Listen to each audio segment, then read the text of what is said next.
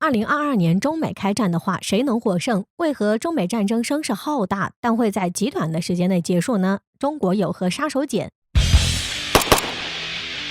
随着2022年的到来，在可以预见的几十年中，中美博弈恐怕依旧会是一大主题，并且中国在面临美国更加紧逼的军事压力同时，军事实力也会与美国进一步缩短差距。而正是因此，中美是否会爆发战争成为被讨论的重点。当然，战争该怎么打也是个问题。首先是全面战争，这种情况基本上是不可能出现的。对华发动全面战争，对于缓解美国的经济压力、提高就业率几乎没有帮助。因为要想像二战那样通过战争来扭转大萧条局面，必须要派陆军进行陆地战争，占领对手的资源地，以达到以战养战的目的。但中国近海防御以及战略纵深，让美军几乎不可能完成登陆作战。而且全面战争极有可能引发核战争，波及美国本土，这也是美国无法承受的代价。而如果退而求其次的话，中美进行一场局部战争倒是存在可能。美国需要一场重大的政治事件来度过当前的时间节点，并且如果能在亚太地区通过一场战争打败自己的主要对手，确立威望的话，绝对是值得的。然而，中国不是伊拉克，美国人不仅要考虑打不打的问题，还得考虑打不打得过的问题。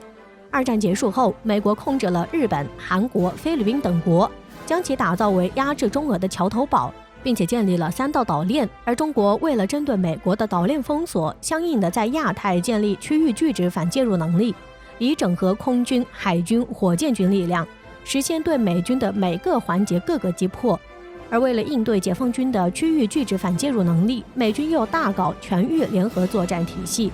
即整合盟友资源，并以侦察机先行来侦察前线情报，然后将情况实时反映到各个分部，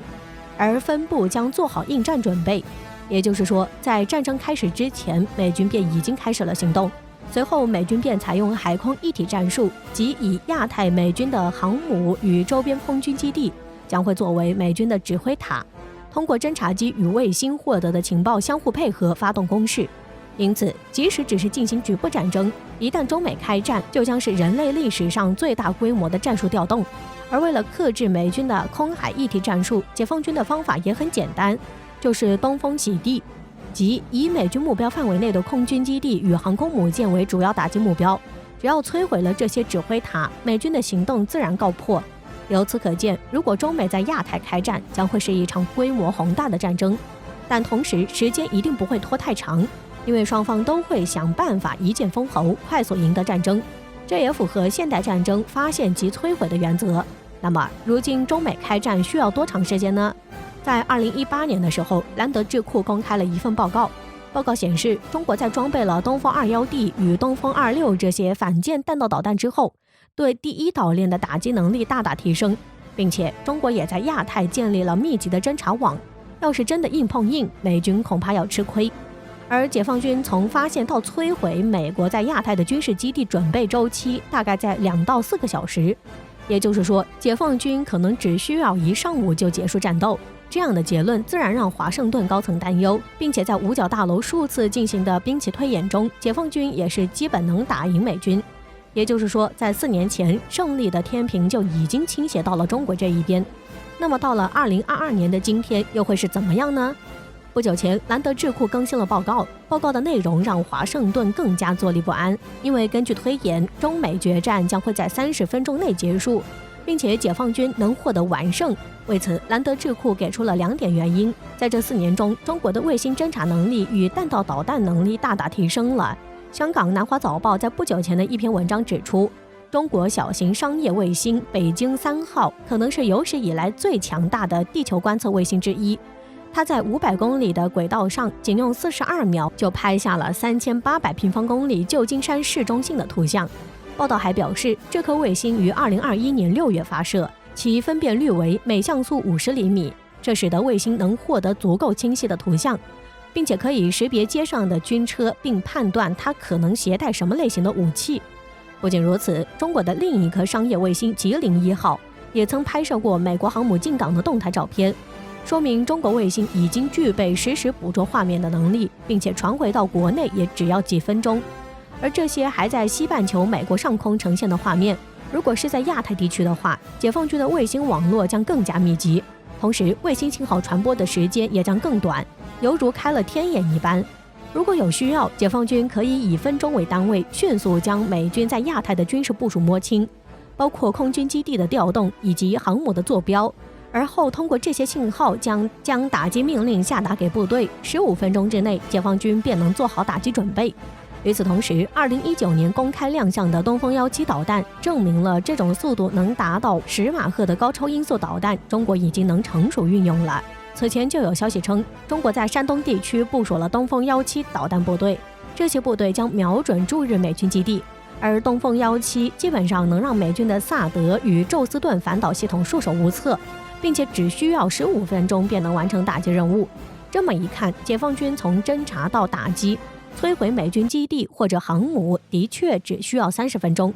而且不仅仅是第一岛链，考虑到美军也会利用关岛的 C-17运输机或者 B-1B 轰炸机等来支援前线的话，更远的第二岛链也将会被纳入到打击范围。而4000公里射程的东风26导弹拥有整体式钻地弹头，能对关岛地下指挥中心进行摧毁。这意味着美军后续支援力量同样会被打断，这就意味着前线的力量在被第一波导弹清洗后，除了投降就只能坐以待毙了。另外还有一点不容忽视，那就是双方的战争成本也会有很大的差异。从规模来看，解放军大概有2000枚到3000枚中程导弹，平均造价为150万美元。另外至少有800辆发射车，一辆大概成本在100万美元，配合海空军行动，总体的战争成本大概在50亿美元。而美军在第一岛链内部署超过300架战斗机，以 F-16战机为主，单价在6000万美元。